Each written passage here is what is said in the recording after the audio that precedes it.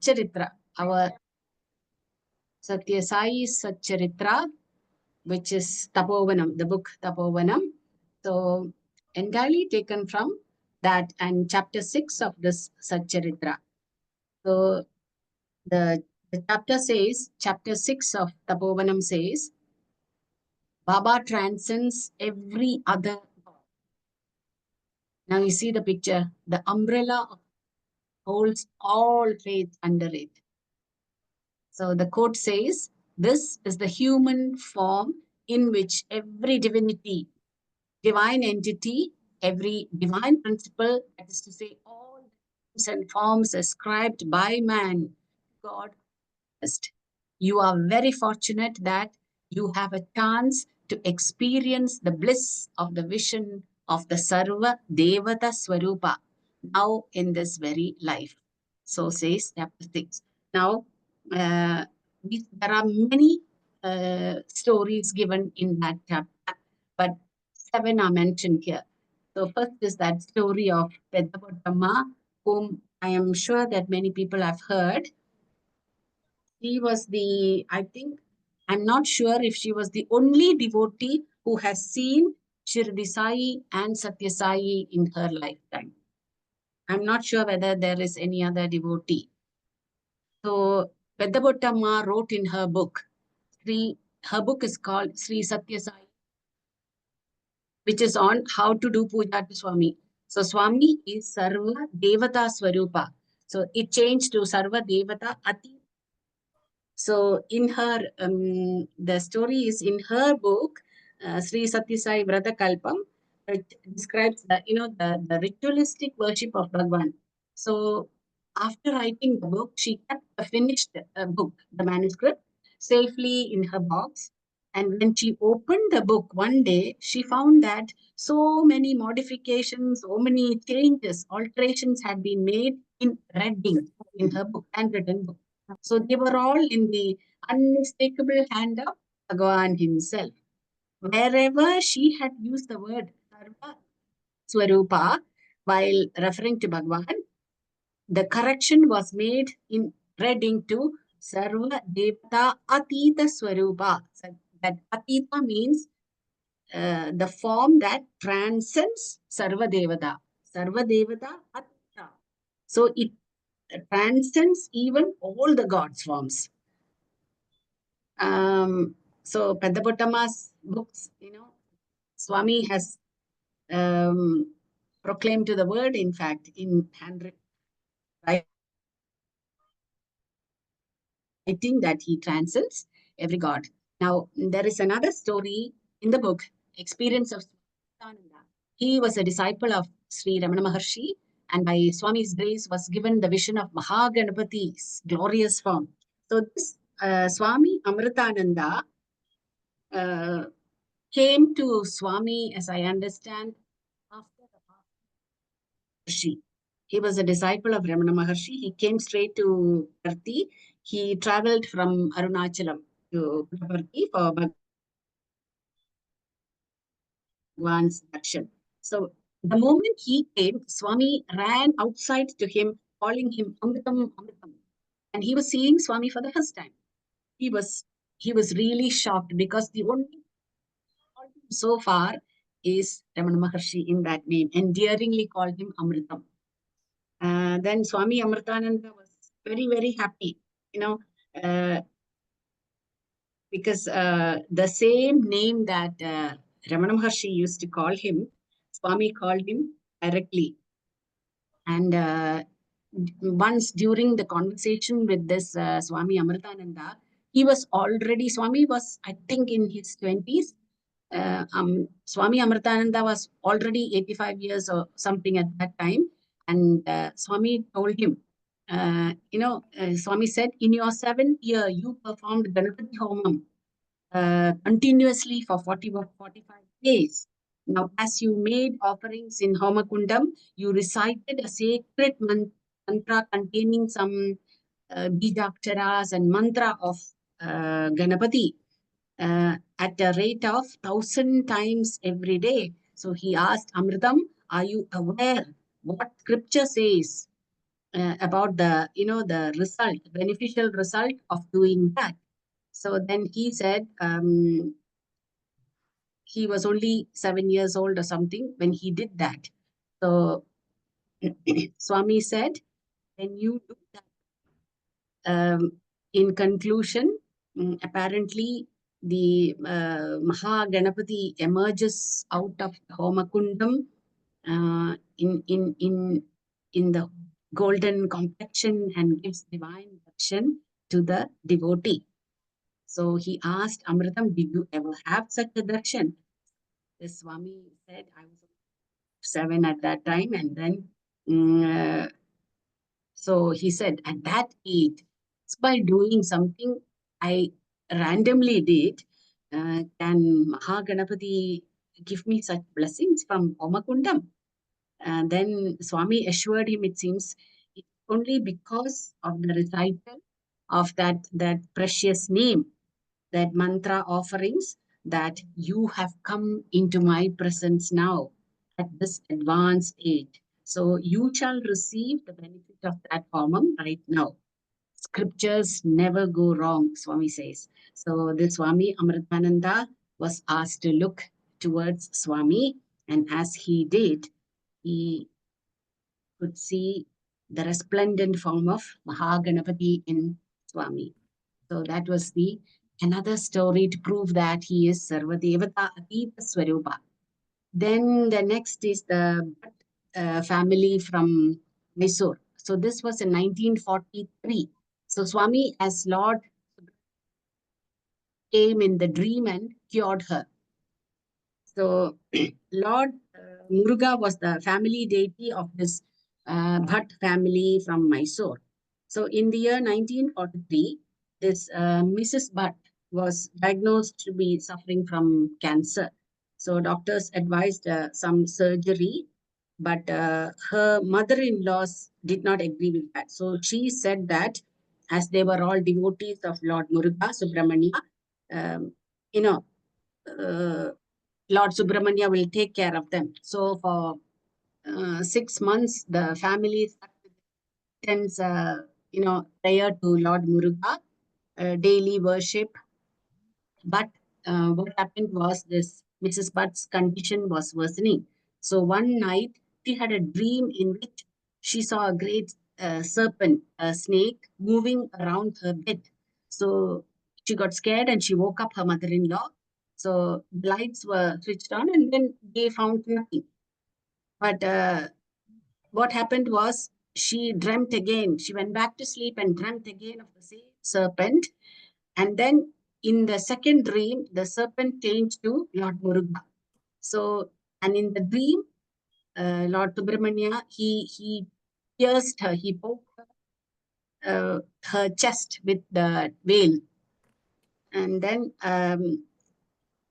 apparently she was taken to the top of the peak. So she fell at the feet of Lord Muruga, who asked her, whether you want to remain there or you want to return to your family. So she was on top of a mountain in the dream. So she replied that I would prefer to go back to my husband and children. Then Lord Muruga Subramania told her, it seems, you are fully healed now. I will always be protecting you. And then she was returned to the world. This is the best part. She was returned to the world through a narrow but a beautiful stairway. And that stairway always remained in her mind, how she came back to the world from the place she was taken to. So, and then as health improved and she became normal. Now the story happens 20 years later. This lady happened to go to Puttaparthi for a darshan of Swami. And Swami gave them an interview. And Swami told the couple, it seems, I spoke to you once 20 years ago. So then Mrs. Bhatt said, it seems, no, Swami, this is the first time I'm seeing you. Swami told her, no, I came to you when you were in Mysore. Then he mentioned the name of the street where they were staying in Mysore, during that part of life when she was not well. Then she was wondering, then because the name of the street and everything was correct, but how did Swami come there? And she couldn't. Then she had no recollection. Then, as she was looking around in that interview place, she noticed the staircase leading from the interview room to the Swami's room upstairs, located. Then she counted the steps. They were exactly 18, and she remembered the staircase that Lord Subramania asked her to return back to. So they were also exactly like that, apparently 18 steps. So what happened was 20 years ago that happened to her, and Swami is revealing that. And then Swami waved his hand and materialized Subramania. Rare picture, rare thing it seems, Lord Subramania adorned with serpents and seated on a chariot. So he placed that image in her, grateful hands, and she realized that Swami was the very same Lord Subramania she worshipped every day and who had given her that second lease of life. Now we come to Professor, I think, Haikawa, the Japanese. I need to look up the book. Professor Haikawa, Japanese scientist, much older to Swami, who was shown his own heart, now healed by Bhagavan, in answer to his father's prayers. So Haikawa's story is also very rare. So there was a conference of scientists in Hyderabad, in Andhra Pradesh, and the chairman of that at that time was Dr. Balakrishna. So this Professor Haikawa was a Japanese scientist, and he was one of the team. So one day evening, Dr. Balakrishna, the chairman, invited him, this professor, Japanese scientist, to his home. So there, this Dr. Haikawa saw for the first time in his life a colored photograph of Bhagavan Sathya Sai Baba. So he felt immediately drawn to it. He thought that the picture must be one of the family ancestors or the relatives of the family. Then during the conversation, then Dr. Balakrishna told that this is Bhagavan Sri Satya Sai Baba, and told him that he is our God incarnate. Then what happened was, so after their conference, the two scientists went to have darshan of Swami. Then Swami invited them both into the interview there, and in the proximity of Bhagavan, Professor Haikawa said he experienced intense joy and intense awareness that he was in the presence of God Himself or some divine personality, it seems. Swami gently smiled at him, and Swami waved his hand. And when Swami opened his hand, there was a human heart and showed him. He was asked him what it was, and Dr. Haikawa replied that it looks like a human heart. Do you know to whom it belongs?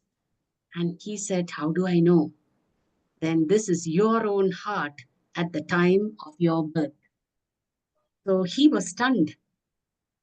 Then Swami assured him that this is indeed your heart. Be surprised. As soon as you were born, your heart stopped breathing. You turned blue. Your father was a man of faith and a very devout person. He was a Buddhist. He placed your body at my feet and prayed, oh God, I earnestly pray to you, child. Is this the way you respond to my prayers? Of what use is a dead child to me? So, in answer to your father's prayers, I restored your heart and brought you back to life. Now, mm, at that time, Swami was much younger than this Japanese scientist, Haikawa. And the God whom his father prayed to a long time ago was Lord Buddha. And this incident also goes on to show that Bhagwan is the Sarvesha, as our Namavali says, because I get a bit too emotional reading through all this. The next is Roman Catholic America, in whose photograph with Swami they took. When it was developed, it turned out to be Jesus Christ. So this was from a couple from America who came to Puttaparthi. Now,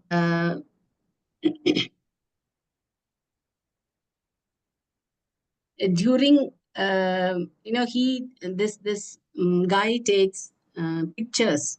So during these public audiences in Shanti Nilayam, they saw the form of Satya Sai. They felt that there was very powerful spiritual waves radiating from Bhagwan. So they were very surprised, but at the same time, they were also delighted. So this man was the man was very overwhelmed by Swami's form, Swami's eyes, his the way Bhagwan speaks, his kindness, and his love which radiates from him. So the husband was in fact sort of convinced that this is Jesus Christ who has come to earth in Sai's form, and he told his wife that this man is Jesus Christ. So the wife did, she was not at all happy with that. She said, "What nonsense! We are Roman Catholics. It's not proper for you to say that this Hindu man is Jesus himself. So I don't agree with you at all in this." But anyway, one day Swami invited this couple into the interview room, and the husband was in great joy being with Swami. So he asked Swami, "Swami, may I take a photograph with you?" So photograph of you. Swami agreed. And then the gentleman took some pictures of Bhagwan, and they went back to USA to develop the pictures. And when they developed the picture of Satya Sai was not there. In fact, it was a picture of Jesus Christ. So the woman felt the wife felt very sorry that she could not recognize Jesus Christ when physically present in front of her. And then she became Swami's devotee. So each faith I have chosen here. So the next is experience of Professor Bashiruddin, who was gifted a locket with Allah written in Arabic. A group of Arabic visitors were given the vision of the Holy Kaaba in Swami's palm.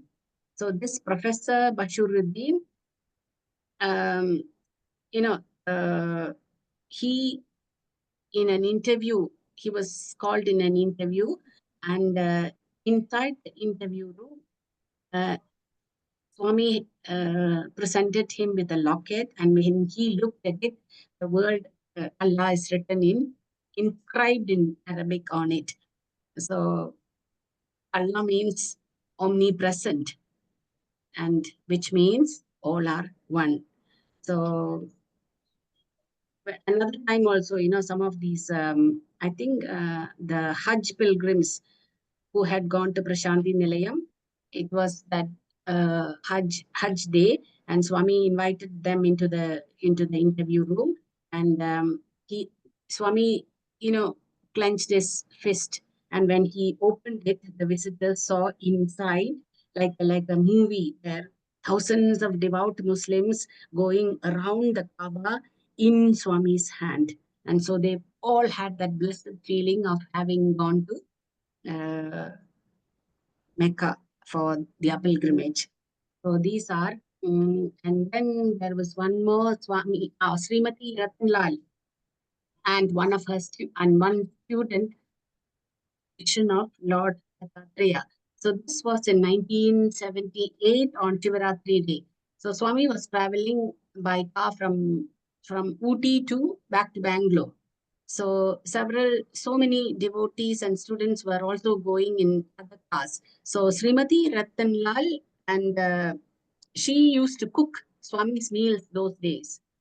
She was also in one of the cars, And along the way, somewhere along the way, the car, Swami asked the car to stop or something like that. Bhagavan got down from the car. So all of them sat down around and they all started having a satsang with Swami. And Bhagavan addressed one student.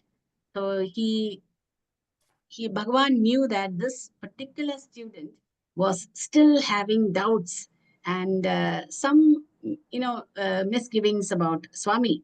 So he asked this student directly, "Oh, you are still troubled by doubts about me, is it not? Oh, are you not having a Polaroid camera yourself? Take my photograph, and you will see my true identity." So the student immediately, he was very happy.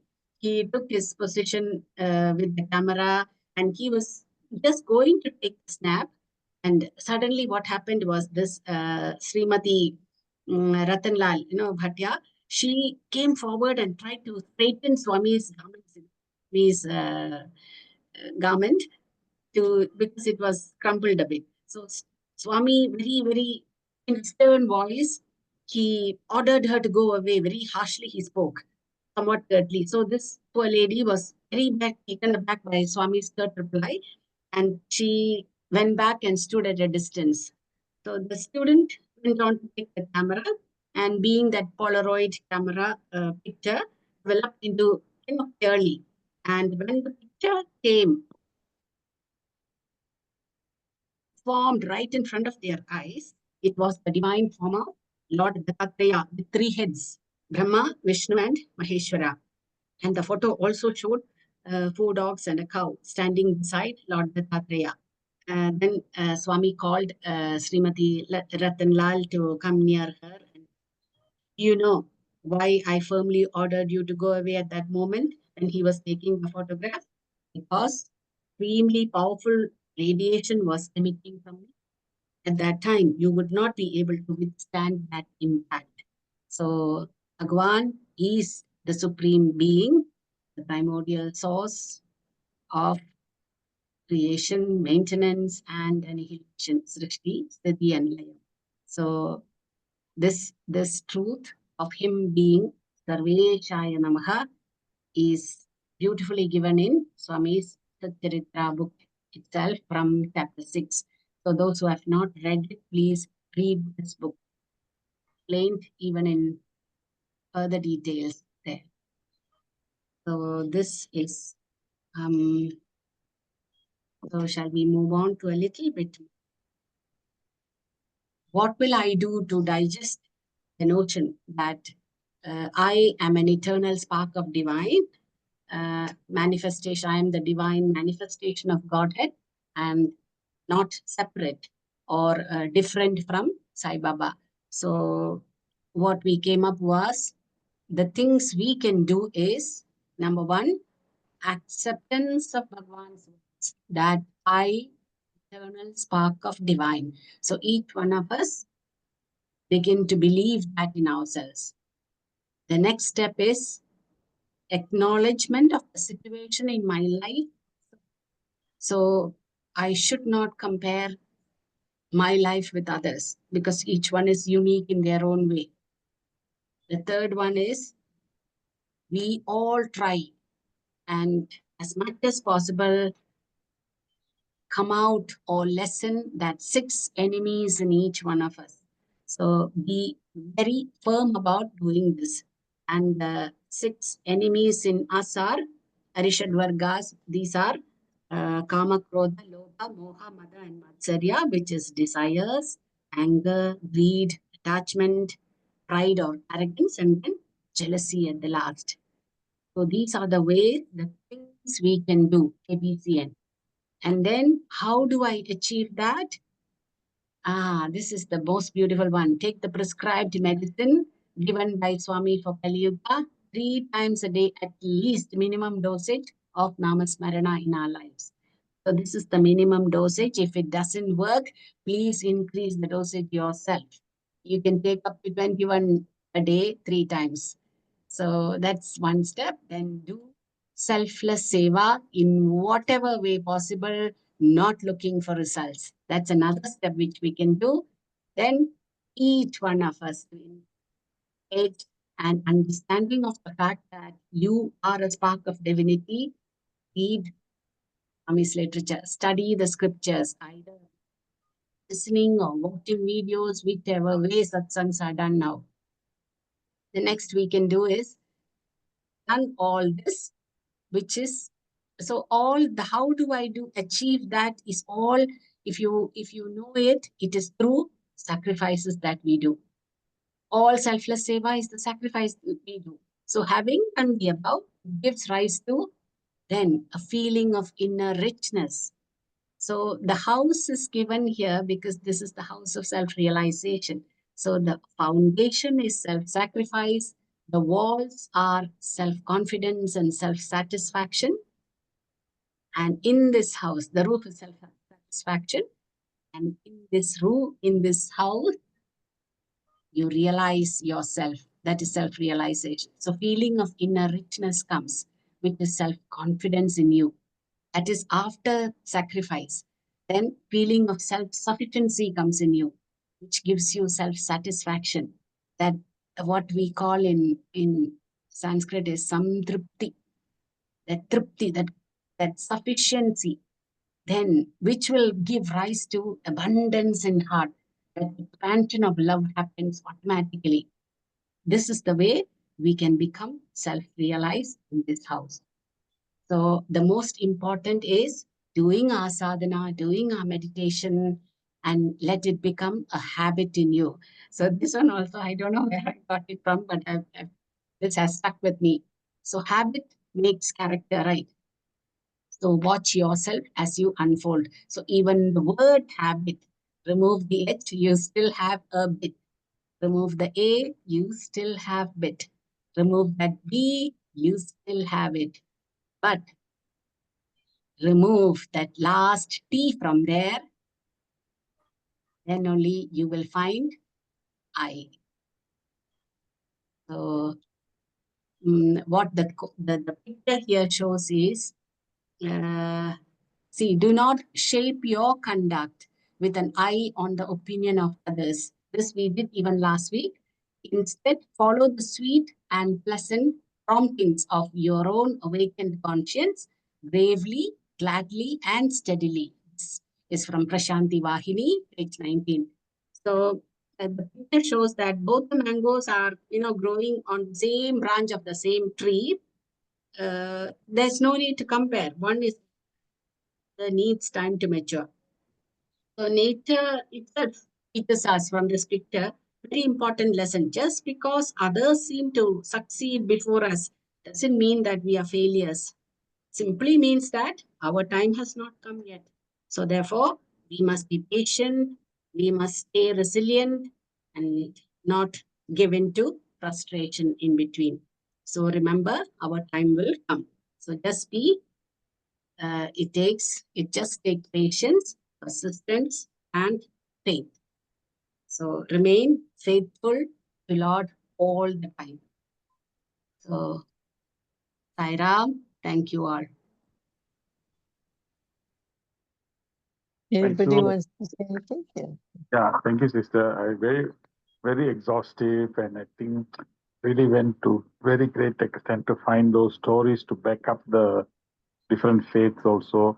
Very nice, very nice. Only one thing, therefore, one take-home message I think should be from this is that since you quoted and cited from all the religious texts, Swami Sarvesha, then he doesn't stop the devotees also to know the teachings of other religions as well, because a Sai devotee should be also not only proficient in the religion of his birth, but also discover the similarity of the teachings found in the other religions.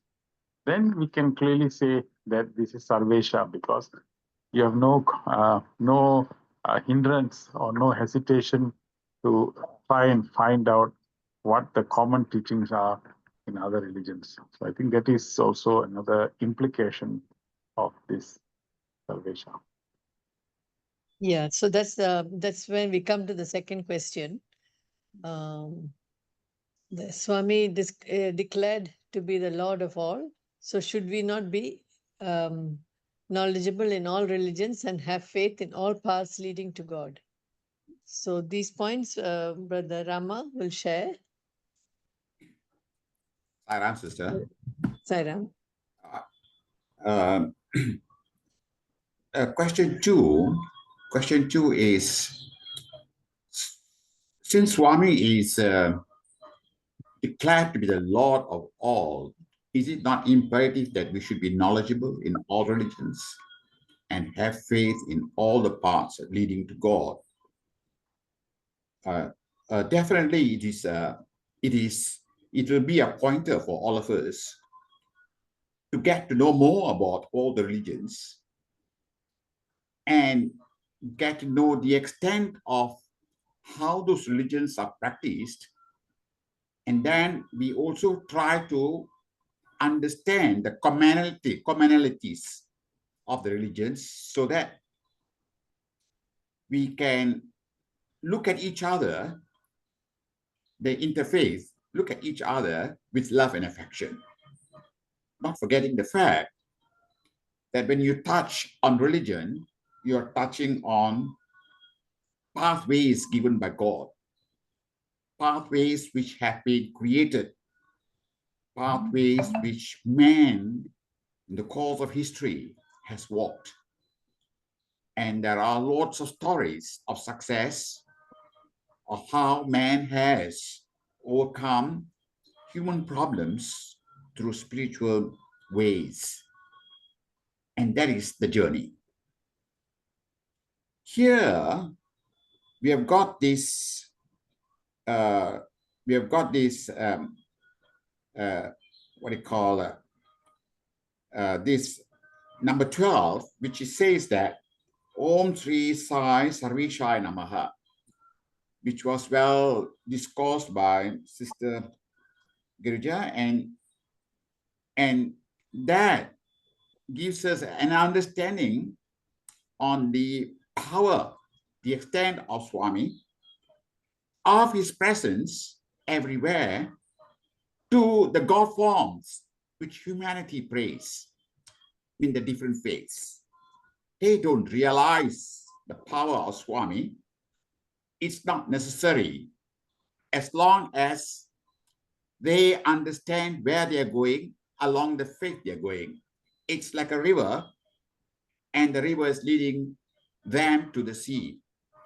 We are in another river, and that is our faith. So everybody in the rivers are following the flow, and the flow is being matched by the kind of principles taught by the faith to which they have embarked, and they have now following the flow, growing in maturity, and coming to a sense of realization and feeling the warmth of the faith, the God, the presence of God, because God is pervasive. When you get the vibrations to reach or to feel the pervasiveness of God around you, in you, above you, and in another which you recognize, that content must be moved with the flow. That is appreciating that Om Śri Sāi Sarveśāya Namaḥ. See, Swami has said and is declared to be the Lord of all. So is it not imperative that we should be knowledgeable in all religions and have faith in all the paths leading to God? So like what Brother Suresh said, it will be good to get to know the religions and find out what are the tenets which corresponds with the other, and how it is being managed by those religions, and how it impacts you as well. Because if they're doing good, it impacts you also. Because of the good they're doing, you also become good. So this is sharing by observation perhaps, or even by in-depth study. So that is a beautiful environment created by Swami. And it can only happen if the sadhana is correct. If the sadhana is not correct, it doesn't matter, because you are rich with the knowledge to go with the flow. Only that you shouldn't fall a trap and become small-minded and then lose track because you get entangled with the senses of the other, which are against or which are not concurrent with Swami's values or their religious values. So we shouldn't fall into that trap. Rather, we should keep our head above and breathe Swami's values and move on. And we must be able to negotiate that path like the way Swami has taught us. Therefore, the question is, what will be the benefit of getting the knowledge to be gained? The necessity of knowing all religions is to know that all religions are pathways to God. And the pattern they follow have been set for good moral code, for spiritual upliftment, and meet the challenges of life, for their pursuits, for their worldly life, as well as for their spiritual upliftment. Not forgetting that for their worldly needs, the pathway is to follow the set rules of Swami, that you cannot be greedy, you cannot have your way in trying to get what you want by elbowing another. So Swami has given the 5 human values. The 5 human values are present also in other religions. Sikhism, for instance, is also present in Islam. It's present in Buddhism. It's full of discipline. Buddhism is discipline. You also have that purity which Zoroaster shared for the Parsis. You purify yourself. You become clean, ever clean. And they're very sensitive about it. And that makes them different from another. And they do it with love, with strong pursuits in the search of the truth. And the truth is whatever they are doing, it must correspond with truth. So it is better understood if you follow the 5 human values, so that if you get knocked here or there, the trust is on the 5 values, and you will be able to kick your head up and move on without elbowing the other, without any hatred, without any hurt, with full of dharma and understanding. So, knowledge of the other's religion is essential for you to become better, more so if you are in a multicultural, multi-ethnic society like Malaysia. If you really look around Europe, if you look around America, if you look around UK, you find that every part in every country, the country has become more or less multicultural, multi-ethnic.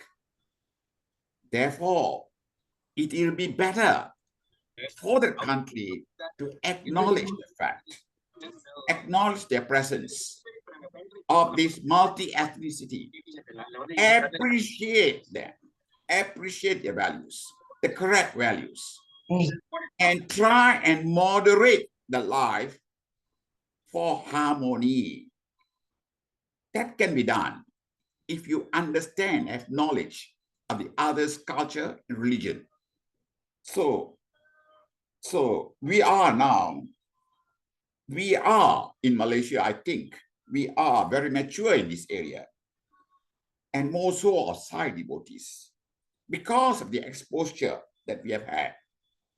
And perhaps because of the laws of the country, the constitution, which allows us to have that kind of a freedom within the parameters of the constitution, that we are allowed to pray, we are allowed to we respect the other's religion. We don't interfere. We look at it as a unifying force, because the religion helps to shape you from what you were to a better person. And now you have the opportunity to practice what you have learned with another, bringing about that harmony from the love which you have installed in you, which perhaps didn't appear earlier. The awareness has come in you. The awareness has bloomed. So getting to know another religion is important, a great asset in a multi-ethnic, multi-religious society, a plural society. When we discussed this issue, we had these points. Remember, unity in diversity. It's very essential for peace, for love, to establish understanding, to look upon another with love. You need that unity in diversity. The laws are helping us in this country. Administration is good. Opportunities are good. So we don't have anything to complain or fight. Okay, I took the cough medicine. We have these Am I coughing avenues sometimes? in order to bring about this unity in diversity. Careful speech. Why should we raise an issue on religion that is not necessary at all? Why should we do? It is our tact, and it also, if you look carefully, would offend the 5 human values, which I use it as a test in my daily life. And that helps me to moderate my speech, my thoughts, my talk, my conversation. And I leave the bench or the chair or the table with lots of laughter and love, because we had a very cordial talk on life or whatever we talked about, without erupting into anything disruptive. Careful speech. Speak softly, Swami says in the 9th Code of Conduct. Speak with love, Swami says. Swami is a witness in you. How can you trespass or overshoot that? Where is your intellect? Where is the discretion? What are you made of? Aren't you God? Aren't you the person who loves God? Do you want to be God? So how can you skip and pass that? When nobody is looking at you, can you manage that behavior? Are you in that right frame? If you are in that right frame, you have followed Swami's ways. You have followed the right conduct. And that is a positive conduct. Yes, And sir. that conduct must be maintained, not just one day, but throughout your life journey. Because Swami says he is in you and he is guiding you. So how can you come out of it? No way you can come out of it. Whatever the obstacle, following the 5 rules, you can come out of it, because the minute you follow, you can bring Swami into your thoughts and can move on. Yes, brother. The I rest think- is just relative. Yeah. Good, brother. Very nice. The talk on that unity part is so pertinent and important. Nice. This time is already 10:02. Thanks, brother. Thank you so much. Thank you so much. And also, Tara, sister Tara, so you have some more of a presentation for next week? Yes, just this question, the full answer to it will be done next week. Okay. So So the take-home message, number 1, at least try and aspire to know every path that leads to the ocean, which is all the other religions. That's one aspiration we should have. Second aspiration, that is Sarvesha everywhere. Then we don't need first thing that we must take out from our body, our system is fear. We should take fear out. We should take insecurity out. We should take anxiety out. So this is the actual implication of the word, so that we are very confident that He's everywhere and He's always looking after us. So with these few words, thank you so much for joining us, and till we meet again next week, Sai Ram.